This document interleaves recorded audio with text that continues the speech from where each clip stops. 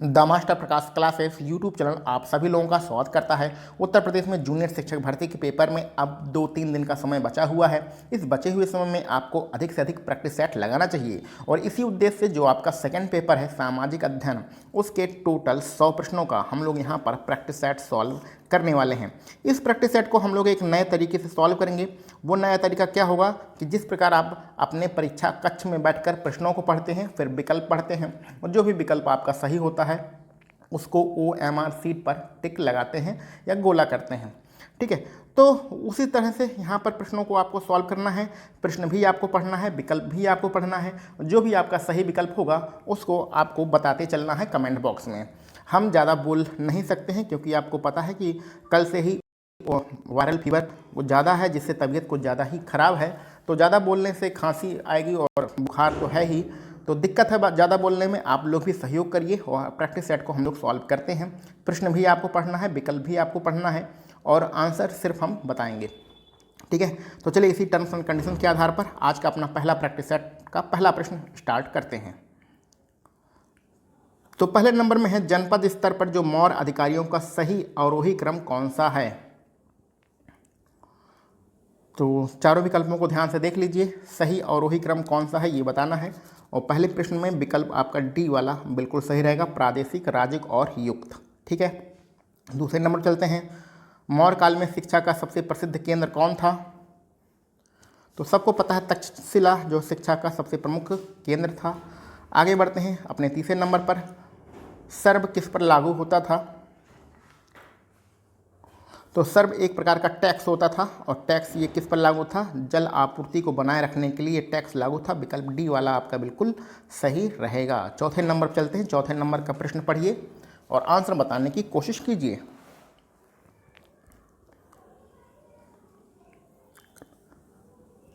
तो चौथे नंबर में आपका ये जो डी वाला विकल्प है, कनगनहल्ली, अच्छा कनगनहल्ली, सॉरी, ये विकल्प डी आपका बिल्कुल सही रहेगा, सॉरी। तो विकल्प डी आपका बिल्कुल सही है 4 नंबर के लिए। 5वें नंबर पर चलते हैं, कांग्रेस ने मुस्लिमों के लिए पृथक निर्वाचक जो मंडल को स्वीकार किया था, कब किया था। तो सबको पता है 1916 की घटना है, यानी कि लखनऊ समझौते की बात हो रही है। पहला वाला विकल्प आपका बिल्कुल सही रहेगा। 6ठे नंबर में क्या आंसर हो सकता है, फटाफट आप प्रश्नों को पढ़िए, विकल्प फटाफट पढ़ते रहिए और आंसर बताते रहिए। 6ठे नंबर में आपका नासिरुद्दीन महमूद, विकल्प डी बिल्कुल सही रहेगा। 7वां नंबर का प्रश्न हम लोग देखते हैं, कौन सा सही सुमेलित नहीं है, यानी कौन सा जोड़ा गलत है, यही आपको बताना है 7वें नंबर में। तो 7वें नंबर में जरा ध्यान से देखिए, कन्नौज का युद्ध, इसके बारे में लिखा है 1530, ये आपका बिल्कुल गलत है। बाकी के सारे जोड़े आपके सही हैं। ठीक है, 8 नंबर पर चलते हैं। 8 नंबर में सही क्रम लगाना है। ये कुछ घटनाएं दी गई हैं, इसको सही क्रम में व्यवस्थित करना है। कौन पहले हुआ, फिर उसके बाद कौन हुआ, फिर उसके बाद कौन हुआ। तो चलिए हम लोग इसको सॉल्व करते हैं। सबसे पहले क्या होगा, मलिक छज्जू का विद्रोह होगा। ठीक है, उसके बाद क्या होगा, बाजार नियंत्रण प्रणाली आएगी। ठीक है, और फिर क्या होगा, सांकेतिक मुद्रा का प्रचलन होगा। और फिर क्या होगा, तैमूर का आक्रमण होगा। ये सारी चीज़ें, तैमूर का आक्रमण भारत पर होगा। ये सारी चीज़ें किससे संबंधित हैं, इसको आप डिटेल में पढ़ लीजिएगा किसी बुक से। तो आपका जो क्रम बना है 4-3-2-1, 4-3-2-1, ये आपका विकल्प सी में दिया गया है। आगे 9वें नंबर पर पढ़ते हैं, आप सभी लोगों के लिए भारत सरकार ने रोजगार कार्यालय की शुरुआत किया है। ये काम बहुत पहले ही हो चुका है। आपको बताना है ये काम बहुत पहले किसने किया था। तो बहुत पहले ये काम फिरोज शाह तुगलक ने किया था। विकल्प डी आपका यहाँ पर बिल्कुल सही है। चलिए, बाबर के साम्राज्य में कौन कौन से क्षेत्र शामिल थे, ये आपको बताना है 10वें नंबर के प्रश्न में। तो बाबर के साम्राज्य में ये काबुल का तो बाबर था ही, तो यानी कि पहला वाला तो रहेगा ही। पंजाब, काबुल के बगल में ही पंजाब है, तो ये भी यहाँ रहेगा ही। और आधुनिक उत्तर भारत का क्षेत्र, उत्तर भारत का मतलब होता है वही आपका दिल्ली और दिल्ली के आसपास के पूरे क्षेत्र, दिल्ली मेरठ के आसपास वाले पूरे क्षेत्र उत्तर भारत कहलाता है। तो ये आपका 1, 2, 3 विकल्प रहेगा, यानी कि यहाँ पर आपका विकल्प सी वाला बिल्कुल सही रहेगा। चलिए, टीपू सुल्तान के बारे में प्रश्न आ चुका है। 11 नंबर में क्या सही रहेगा, 11 नंबर में आपका लॉर्ड कॉर्नवालिस विकल्प आपका बिल्कुल सही है। 12 नंबर चलते हैं, 1857 में जब विद्रोह हुआ था उस समय वायसराय कौन थे? तो भैया उस समय वायसराय लॉर्ड कैनिंग थे। विकल्प डी आपका यहाँ पर सही रहेगा। 13 नंबर में क्या आंसर हो सकता है? फटाफट प्रश्नों को पढ़िए, विकल्प बताते चलिए। 13 नंबर में ये रिस्ले जो भाई साहब हैं, हर्बर्ट रिस्ले, यही आपका बिल्कुल सही रहेगा। 14 नंबर चलते हैं। 14 नंबर में आपको 4 कथन दिए गए हैं और चारों कथनों में राष्ट्र क्या क्या नीति थी थोड़ी। हाँ चलिए, तो 1 मिनट इसको थोड़ा सा, हाँ चलिए। द्वितीय विश्व युद्ध के दौरान भारतीय राष्ट्रीय कांग्रेस की क्या नीति थी, यही आपको बताना है। चारों विकल्पों में से क्या सही रहेगा। तो 14 नंबर के प्रश्न में ये आपका जो डी वाला विकल्प है, ये वाला डी विकल्प आपका बिल्कुल सही रहेगा। ठीक है, चलिए आगे बढ़ते हैं अगले प्रश्न पर। इसमें आपको जोड़ा मिलाना है। ठीक है, ये सूची 1 ऊपर दी गई, सूची 2 नीचे दी गई है, तो जोड़ा मिलाना है। तो चलिए जोड़ा मिलाते हैं। ये मदन मोहन मालवीय भाई साहब से संबंधित कौन है? तो इन्होंने बनारस हिंदू विश्वविद्यालय की स्थापना किया था। तीसरे नंबर पे जाएगा। ठीक है, और आगे बढ़ते हैं। मोतीलाल नेहरू ने क्या किया था? मोतीलाल नेहरू ने यहाँ पर जो 4 नंबर पे लिखा गया है, स्वराज पार्टी का गठन किया था। एनी बेसेंट ने क्या किया था? एनी बेसेंट ने जो पहले नंबर पर लिखा गया है, होम रूल लीग की स्थापना किया था। गोपाल कृष्ण गोखले ने क्या किया था? सर्वेंट्स ऑफ इंडिया ये सोसाइटी थी, इसका गठन किया था। यानी 3 4 1 2 का हमारा क्रम बन रहा है और 3 4 1 2 कहाँ पर है? आपके पहले वाले विकल्प में है। ठीक है, चलिए आगे बढ़ते हैं अपने अगले प्रश्न पर। 16 नंबर के प्रश्न में क्या आंसर हो सकता है? 16 नंबर के प्रश्न के लिए आपका पहला विकल्प उच्च पुरापाषाण काल बिल्कुल सही रहेगा। 17 नंबर पर चलते हैं। कच्छ प्रदेश में कौन कौन से स्थल हैं हड़प्पा सभ्यता के, यही आपको बताना है। तो 17 नंबर में कौन सा सही रहेगा? देसलपुर ये आपका रहेगा कच्छ में, और धौलावीरा ये आपका रहेगा कच्छ में। यानी कि आपका पहला और दूसरा कथन सही है, सॉरी पहला और दूसरा जो स्थान दिया गया है वो सही है, यानी कि 1 और 2 आपका सही रहेगा। वेदांग के अंतर्गत क्या क्या आते हैं ये आपको बताना है 18 नंबर में। तो 18 नंबर का जो पहला विकल्प है, कल्प, शिक्षा, निरुक्त, व्याकरण, छंद और ज्योतिष, ये सब आते हैं वेदांग के अंतर्गत। चलिए, मेगास्थनीज के लेखन में उल्लिखित एग्रोनोमोई कौन है?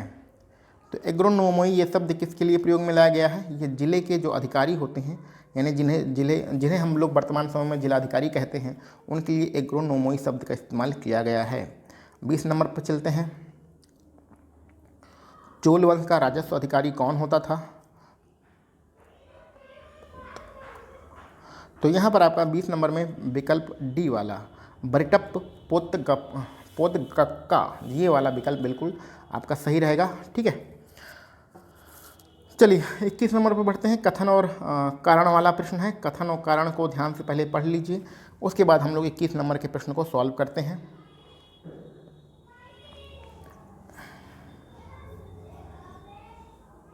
हाँ, तो कथन में जो आपका लिखा गया है ये यहाँ पर गलत है, जो कारण में लिखा गया है ये आपका बिल्कुल सही है। यानी कथन गलत है, कारण सही है। ये आपका कौन से विकल्प में दिया गया है? ये आपका विकल्प डी में दिया गया है। ए गलत है परंतु आर सही है। विकल्प डी इस प्रश्न के लिए आपका बिल्कुल सही रहेगा। 22 नंबर पर चढ़ते हैं।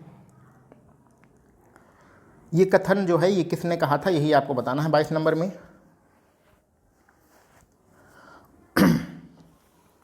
तो 22 नंबर में क्लीमेंट एटली यानी कि जो ब्रिटेन के प्रधानमंत्री थे, उन्होंने ये कथन कहा था। विकल्प सी आपका बिल्कुल सही रहेगा। 23 नंबर पर बढ़ते हैं। किसको भारतीय स्वतंत्रता क्रांति की जननी कहा जाता है? तो किसे कहा जाता है? सबको पता है, भीकामजी कामाजी को ये कहा जाता है। विकल्प ए आपका बिल्कुल सही है। चलिए आगे बढ़ते हैं अपने अगले प्रश्न पर। तो अगले प्रश्न में लिखा गया है 24 नंबर में, अधिकतम सामाजिक लाभ के सिद्धांत का प्रतिपादन किसने किया था? तो इस प्रश्न का क्या आंसर हो सकता है? 24 नंबर में जो हमारा आंसर रहेगा वो डाल्टन होगा। विकल्प सी आपका बिल्कुल सही रहेगा। आगे बढ़ते हैं 25 नंबर पर। 25 नंबर का प्रश्न देख लीजिए, उसमें क्या आंसर होगा बताने की कोशिश करिए। तो 25 नंबर में आपका विकल्प बी कर विवर्तन बिल्कुल सही रहेगा। फटाफट आप प्रश्नों को पढ़िए, विकल्प को पढ़िए और आंसर कमेंट बॉक्स में लिखते जाइए। 26 नंबर का क्या सही हो सकता है? 26 नंबर में आपका विकल्प बी क्रेता पर, ये जो है बिल्कुल सही रहेगा। यहाँ पर जो आपने इकोनॉमिक्स के प्रश्न देख रहे हैं ये थोड़ा सा अच्छे खासे लेवल के हैं। आप एमए और बीए में जो आप लोगों ने इकोनॉमिक्स पढ़ी होगी उसी से संबंधित सारी प्रश्न हैं। 27 नंबर में चलते हैं, रुपये के अवमूल्यन का संकलित लक्ष्य क्या होता है। तो 27 नंबर में आपका पहला वाला, दूसरा वाला और तीसरा वाला ये सभी विकल्प सही हैं, यानी कि उपरोक्त सभी आपका विकल्प सही रहेगा। खुली अर्थव्यवस्था का जो सिद्धांत था ये सबसे पहले किसने दिया था, तो ये सिद्धांत सबसे पहले मैकमिलन ने दिया था। विकल्प ए आपका बिल्कुल सही रहेगा। 29 नंबर पर चलते हैं, प्रश्नों को ध्यान से देख लीजिए और कौन सा विकल्प सही रहेगा वो बताने की कोशिश करिए। तो 29 नंबर में आपका पहला, दूसरा, तीसरा ये तीनों विकल्प आपके सही रहेंगे, यानी उपरोक्त सभी ये वाला विकल्प आपका बिल्कुल सही है। 30 नंबर पे आगे बढ़ते हैं। 30 नंबर में हमारा क्या सही हो सकता है, तो इसको हम लोग टर्न ओवर बेरोजगारी के नाम से जानते हैं। आपका विकल्प बी 30 नंबर के प्रश्न में बिल्कुल सही रहेगा। नायक समिति का संबंध किससे है, तो इसका जो संबंध है वो लघु उद्योग से है। ठीक है, आगे बढ़ते हैं। 32 नंबर में क्या आंसर हो सकता है, तो 32 नंबर में आपका सैमुअल्स जो है विकल्प सी वाला बिल्कुल सही रहेगा। 33 नंबर पर चलते हैं। हाँ ठीक, 33 नंबर के प्रश्न को जरा ध्यान से देखिए, थोड़ा सा लंबा चौड़ा प्रश्न है और उसमें कौन सा विकल्प सही रहेगा बताने की कोशिश कीजिए। तो 33 नंबर में जो हमारा बी वाला विकल्प है, यहाँ पर 15 से 64 वर्ष आयु वर्ग की जनसंख्या अधिक है, ये वाला विकल्प आपका बिल्कुल सही रहेगा। आगे बढ़ते हैं 34 नंबर पर। 34 नंबर के प्रश्न को ध्यान से देख लीजिए, लंबा चौड़ा प्रश्न है, इसको पढ़कर आंसर बताने की कोशिश करिए। तो 34 नंबर में पहला वाला जो विकल्प है ये आपका बिल्कुल सही है। चलिए आगे बढ़ते हैं अगले प्रश्न पर। भुगतान संतुलन में निरंतर घाटा हो रहा है, इसका क्या कारण हो सकता है भारत में, तो इसका आपका पहला, दूसरा, तीसरा ये सभी कारण हैं, यानी कि उपरोक्त सभी विकल्प डी आपका बिल्कुल सही रहेगा। 36 नंबर के प्रश्न में क्या आंसर हो सकता है, तो 36 नंबर के प्रश्न में स्थिति के साथ, यानी कि विकल्प बी वाला आपका सही रहेगा। आगे बढ़ते हैं अगले नंबर पर चलते हैं, प्रश्नों को फटाफट पढ़िए, आंसर बताने की कोशिश करिए। 37 नंबर में आपका ऋणात्मक जो विकल्प बी है ये आपका बिल्कुल सही रहेगा इस प्रश्न के लिए। चलिए 38 नंबर पे पहुंच चुके हैं हम लोग। 38 नंबर का प्रश्न देखिए, प्राचीन अर्थशास्त्री उत्पत्ति हास्य नियम का प्रयोग केवल कृषि क्षेत्र में करते थे, जबकि आधुनिक अर्थशास्त्री इसका प्रयोग किस क्षेत्र के लिए मानते हैं। तो 38 नंबर में आपका पहला वाला, दूसरा वाला, तीसरा वाला ये तीनों विकल्प सही हैं, नहीं उपरोक्त सभी उत्पादक क्षेत्र ये आपका बिल्कुल सही रहेगा। सॉरी एक मिनट, यहाँ पर सिर्फ आपका विकल्प डी सही रहेगा, सभी उत्पादक क्षेत्र। ठीक है, ठीक, तो यहाँ पर विकल्प डी हमारा सही रहेगा। 39 नंबर चलते हैं, प्रश्नों को देख लीजिए और आंसर बताने की कोशिश करिए। तो 39 नंबर में आपका पहला वाला विकल्प ऊपरी लागत बिल्कुल सही रहेगा। ये जो इकोनॉमिक्स के आपको प्रश्न मिल रहे हैं ये थोड़ा सा हाई लेवल के हैं, इसको देख के घबराइए नहीं, पूरा वीडियो आप देखिए। 40 नंबर का क्या आंसर हो सकता है, 40 नंबर का आंसर रैखिक होगा, बिल्कुल सही है। आगे बढ़ते हैं 41 नंबर पर। 41 नंबर में एक कथन दिया गया है और ये कथन किसका है यही आपको बताना है। तो ये कथन किसका है, ये कथन जो है कैनन महोदय का है। 42 नंबर चलते हैं, एक पुस्तक है इकोनॉमिक्स ऑफ वेलफेयर, ये किसने लिखा था यही आपको बताना है। तो ये लिखा था पीगू महोदय ने, विकल्प बी आपका सही रहेगा। 43 नंबर में कथन और कारण वाला प्रश्न है, तो पहले कथन पढ़ लीजिए और फिर कारण पढ़ लीजिए और कौन सा सही है कौन सा गलत है ये बताने की कोशिश करिए।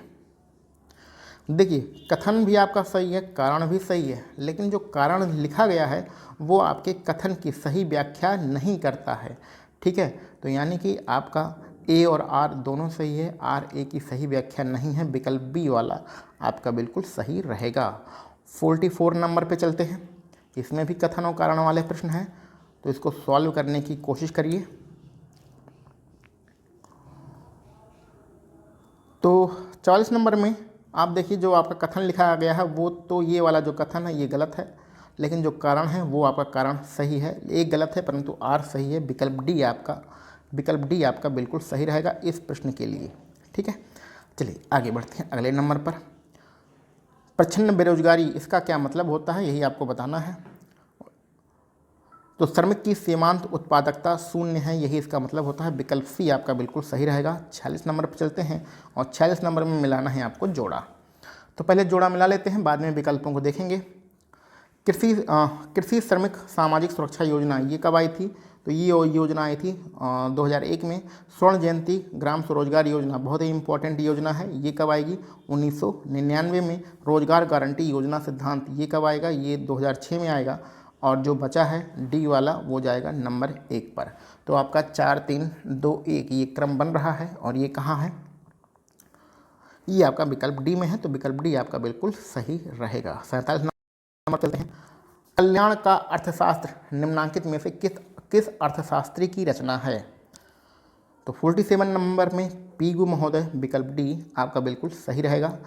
आगे ज्योग्राफी के प्रश्न स्टार्ट होते हैं। ज्योग्राफी फेवरेट सब्जेक्ट है, बड़ा मज़ा आने वाला है इस प्रश्न को सॉल्व करने में। चलिए, कौन सी नदी डेल्टा नहीं बनाती है? सबको पता है नर्मदा जो नदी है वो डेल्टा नहीं बनाती, ये भ्रंश घाटी का निर्माण करती है। स्वर्ण त्रिभुज में कौन कौन से नगर शामिल हैं? तो भैया आगरा, दिल्ली और जयपुर ये नगर आपके शामिल हैं। 50 नंबर पर चलते हैं। निम्नलिखित में से देश का सबसे लंबा आंतरिक जलमार्ग कौन सा है? तो कौन सा है भैया? इलाहाबाद से हल्दिया वाला है, विकल्प डी आपका यहाँ पर बिल्कुल सही रहेगा। 51 नंबर पर चलते हैं। इसमें आपको बताना है कौन सा सही है कौन सा गलत है। रबड़ के उत्पादन के लिए कौन कौन सी परिस्थितियों की आवश्यकता होती है? ये 3 कथन दिए गए हैं, इनमें से कौन सा सही है कौन सा गलत है ये आपको बताना है। तो इसमें आपका पहला, एक मिनट, ये आपका पहला, दूसरा, तीसरा ये तीनों सही है, यानी कि उपरोक्त सभी विकल्प डी आपका यहाँ पर बिल्कुल सही है। चलिए 52 नंबर पे क्या रहेगा? चावल की खेती के लिए सबसे उपयुक्त दशाएं कौन सी हैं? जरा विकल्पों को ध्यान से देख लीजिए। 52 नंबर में तो चावल की खेती के लिए उच्च तापमान, अधिक आर्द्रता, भारी वर्षा, जलोढ़ मिट्टी ये आपकी बिल्कुल सही रहेगा। विकल्प ए आपका यहाँ पर बिल्कुल सही है। आगे बढ़ते हैं 53 नंबर पर। काला पानी के नाम से कौन जाना जाता था? तो काला पानी के नाम से अंडमान निकोबार द्वीप समूह जाना जाता था। कुछ इसमें दम नहीं है, फटाफट करते हैं। न्यू द्वीप जो है किन 2 देशों के बीच में विवाद का कारण है? तो ये विवाद का कारण है भारत और बांग्लादेश के बीच में। मानसून शब्द की उत्पत्ति किस भाषा से हुई है? तो ये मानसून जो शब्द है ये अरबी भाषा का शब्द है। सबसे सूखा स्थान कौन सा है दिए गए विकल्पों में से? तो दिए गए विकल्पों में आपका लेह जो है सबसे सूखा स्थान है। ठीक है, ये क्या है? शीत मरुस्थल है। इज व्हाट 5 पास्ट मिडनाइट का विषय क्या है? ये जो पुस्तक है इसका विषय क्या है? तो मिडनाइट मतलब रात की घटना है। और रात में क्या हुआ था? भोपाल गैस त्रासदी कांड हुआ था। विकल्प बी आपका बिल्कुल सही रहेगा। आगे बढ़ते हैं। छोटा नागपुर क्षेत्र में मुंडा और संथाल जनजातियां किन वृक्षों की पूजा करती हैं? तो ये पूजा करती हैं महुआ और साल की। विकल्प आपका सी वाला बिल्कुल सही रहेगा। 59 नंबर पर चलते हैं। नॉट से हम लोग किसका मापन करते हैं? तो नॉट से हम लोग जलयान की गति का मापन करते हैं। क्लियर। आगे 60 नंबर का प्रश्न पढ़िए, इसमें आंसर बताने की कोशिश करिए। तो यहाँ पर आपका 60 नंबर के प्रश्न के लिए महासागरीय मैदान, विकल्प सी आपका सही रहेगा। 61 नंबर में क्या आंसर हो सकता है? 61 नंबर में सांस्कृतिक विशेषीकरण और विभिन्न आवास, ये आपका विकल्प ए आपका सही रहेगा। कर्क रेखा मध्य रेखा के जो बीच वाला भाग है उसको क्या कहते हैं? उसको हम लोग उष्ण कटिबंध के नाम से जानते हैं। विकल्प सी आपका सही रहेगा। पार्थिव एकता का सिद्धांत किसने दिया था? तो ये सिद्धांत विडाल डी ला ब्लास, यानी कि पहला वाला विकल्प आपका बिल्कुल सही रहेगा। 64 नंबर का प्रश्न तो आपको रटा ही होगा, इसमें तो कुछ कहने की जरूरत ही नहीं है। ये आपका कहाँ पर है? स्ट्रोम्बोली ज्वालामुखी कहाँ पर है? ये आपका लिपारी द्वीप पर है। विकल्प सी आपका बिल्कुल सही रहेगा। रैट होल का संबंध किससे है? तो रैट होल का संबंध जो है कोयला खनन से है। विकल्प बी यहाँ पर आपका सही रहेगा। 66 नंबर पर चलते हैं। 66 नंबर का प्रश्न पढ़िए और आंसर बताने की कोशिश करिए। पहली भूमिगत जल विद्युत परियोजना भारत के निम्नलिखित राज्यों में किस में स्थित है? तो किस में स्थित है? 66 नंबर में आपका हिमाचल प्रदेश। विकल्प बी आपका बिल्कुल सही रहेगा। शीतोष्ण कटिबंधीय कोणधारी वन कहाँ पर पाए जाते हैं? तो ये वन पाए जाते हैं टैगा प्रदेशों में। ठीक है। ग्रेट बैरियर रीफ ऑस्ट्रेलिया के किस तट पर है? तो ये ऑस्ट्रेलिया के ऊपर है। ठीक है, ऊपर पूरब की तरफ है, यानी कि उत्तर पूर्वी तट पर है। पहला वाला विकल्प बिल्कुल सही रहेगा। टर्की का कौन सा नगर पश्चिम का द्वार कहलाता है? तो कौन सा कहलाता भैया? इस्तांबुल कहलाता है। विकल्प सी आपका सही रहेगा। चलिए आगे बढ़िए, 70 नंबर का प्रश्न पढ़िए और आंसर बताने की कोशिश करिए। 70 नंबर में पर्थ से लंदन तक का लघुत्तम वायुमार्ग कौन सा है? तो पर्थ, मुंबई, रोम, लंदन, ये वाला पहला वाला विकल्प आपका बिल्कुल सही रहेगा। 71 नंबर में आपका पॉलिटी स्टार्ट हो जाती है, तो 71 नंबर के प्रश्न को पढ़िए और ये किस आर्टिकल में लिखा गया है यही आपको बताना है। तो 71 नंबर में आपका कौन सा विकल्प सही होगा? आपका आर्टिकल 20 में ये लिखा गया है, आर्टिकल 20 की यहाँ पर बात हो रही है। चलिए 72 नंबर का प्रश्न आप देख लीजिए। आंग्ल भारतीय समुदाय का जो प्रतिनिधित्व है वो कहाँ से दिया जाता है? वो आर्टिकल 331 से दिया जाता है। पहला वाला विकल्प आपका सही रहेगा। निम्नलिखित में से किस एक सदन का अध्यक्ष एक गैर सदस्य होता है?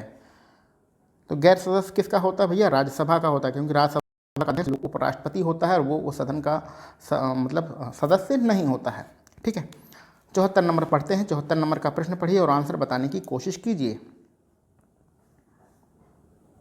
कौन सा सही नहीं है ये आपको बताना है।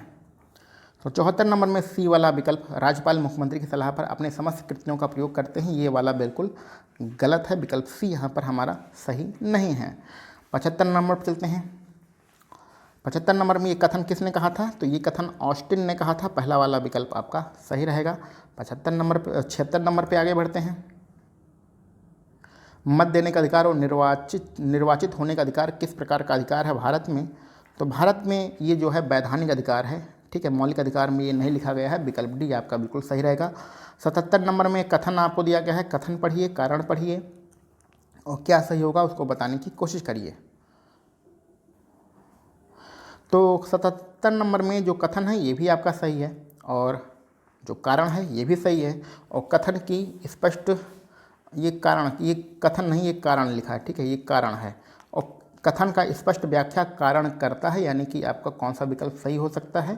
पहला वाला विकल्प यहाँ पर बिल्कुल आपका सही रहेगा। चलिए आगे बढ़ते हैं भैया 76 नंबर पर।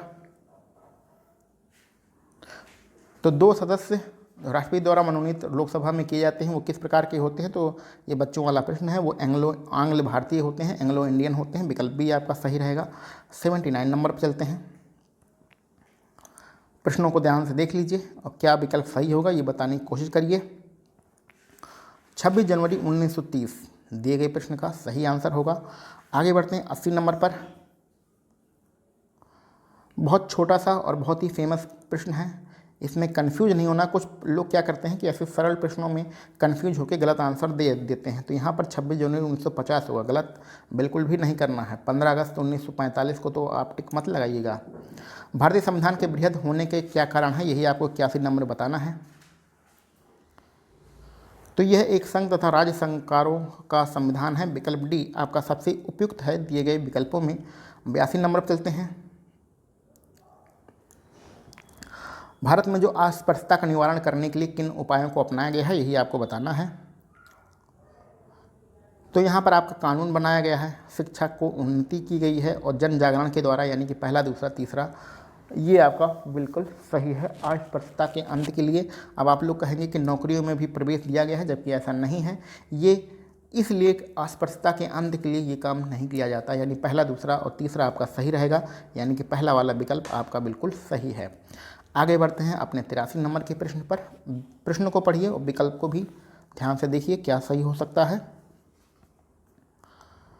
तो 83 नंबर में आपका कौन सा विकल्प सही रहेगा? आपका विकल्प डी सही रहेगा। सामाजिक और आर्थिक प्रजातंत्र को स्थापित करना, यही इसका कारण होता है। आगे बढ़ते हैं अपने 84 नंबर के प्रश्न पर।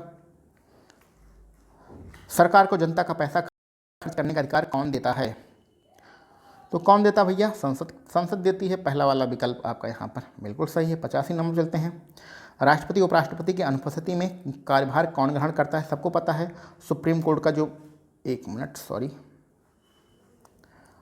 हाँ, सुप्रीम कोर्ट का जो मुख्य न्यायाधीश होता है वही के राष्ट्रपति और उपराष्ट्रपति की अनुपस्थिति में कार्यभार ग्रहण करता है। कैबिनेट में कौन कौन से शामिल होते हैं? चलिए बताइए, गलत नहीं करना है। कैबिनेट में केवल कैबिनेट स्तर के मंत्री ही शामिल होते हैं। विकल्प बी आपका बिल्कुल सही रहेगा। प्रथम अभिनेत्री जो राज्यसभा के लिए नामांकित की गई थी उनका क्या नाम था? तो उनका नाम जो संजय दत्त हैं उनकी माता जी हैं नरगिस दत्त। विकल्प बी आपका बिल्कुल सही रहेगा। 88 नंबर चलते हैं। 88 नंबर का प्रश्न पढ़िए और आंसर बताने की कोशिश करिए। तो इसे हम लोग स्थगन प्रस्ताव कहते हैं। पहला वाला विकल्प आपका बिल्कुल सही रहेगा। 89 नंबर बढ़ते हैं। 12वीं अनुसूची किससे संबंधित है? तो 12वीं अनुसूची किससे संबंधित है भैया? आपका नगर निगम से नगर निकाय से संबंधित है। विकल्प बी आपका सही रहेगा। आगे बढ़ते हैं।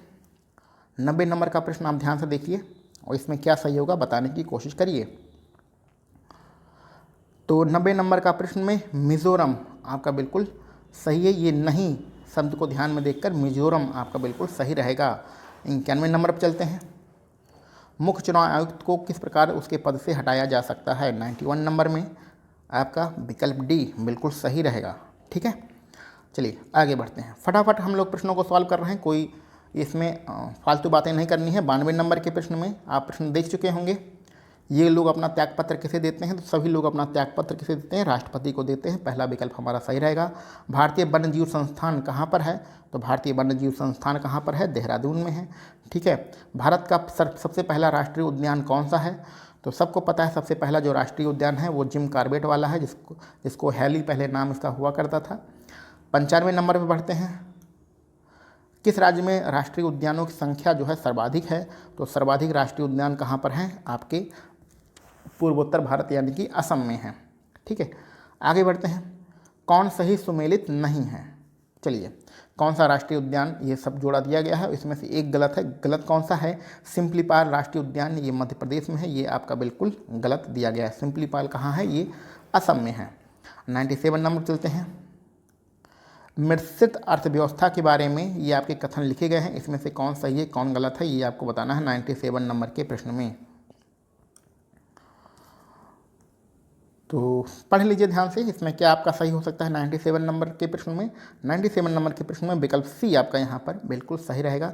98 नंबर के प्रश्न से हमारा स्टार्ट हो जाता है शिक्षण संबंधी प्रश्न। तो 98 है और उसके बाद 99 है, उसके बाद 100 है।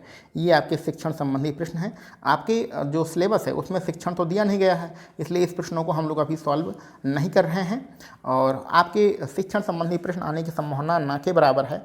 तो ठीक है, और आप लोग अगर इसे सॉल्व करना चाहिए, ये पीडीएफ अगर आपको ज़रूरत होगी तो आप क्या करिएगा, टेलीग्राम चैनल को ज्वाइन कर लीजिए। वहाँ पर सारी पीडीएफ दी जा चुकी है, तो वहाँ से आप सारी पीडीएफ को डाउनलोड करके आराम से बैठकर इसे सॉल्व कर सकते हैं। आप अगर चाहे किसी प्रश्न का रिवीजन करना चाहें तो वो काम भी आप कर सकते हैं। तो इस प्रकार हम लोगों ने यहाँ पर सामाजिक अध्ययन के टोटल 100 प्रश्नों को सॉल्व किया है। इन टोटल 100 प्रश्नों में आपके कितने प्रश्न सही हो रहे हैं इसको कमेंट बॉक्स में ज़रूर बताइएगा। और इसके अलावा ये इस तरीके से जो हम लोग प्रैक्टिस सेट सॉल्व कर रहे हैं, ये तरीका आपको कैसा लग रहा है? और इसमें क्या होगा कि हम लोग कम समय में ज़्यादा प्रैक्टिस सेट सॉल्व कर लेंगे। आपके पास जो भी सुझाव हों, जो भी शिकायतें हों या जो कुछ भी बताना हो, कमेंट बॉक्स में आप लिखते चलिएगा। चलिए मिलते हैं हम लोग अपने अगले किसी प्रैक्टिस सेट में। आप सभी लोगों को वीडियो देखने के लिए बहुत बहुत धन्यवाद।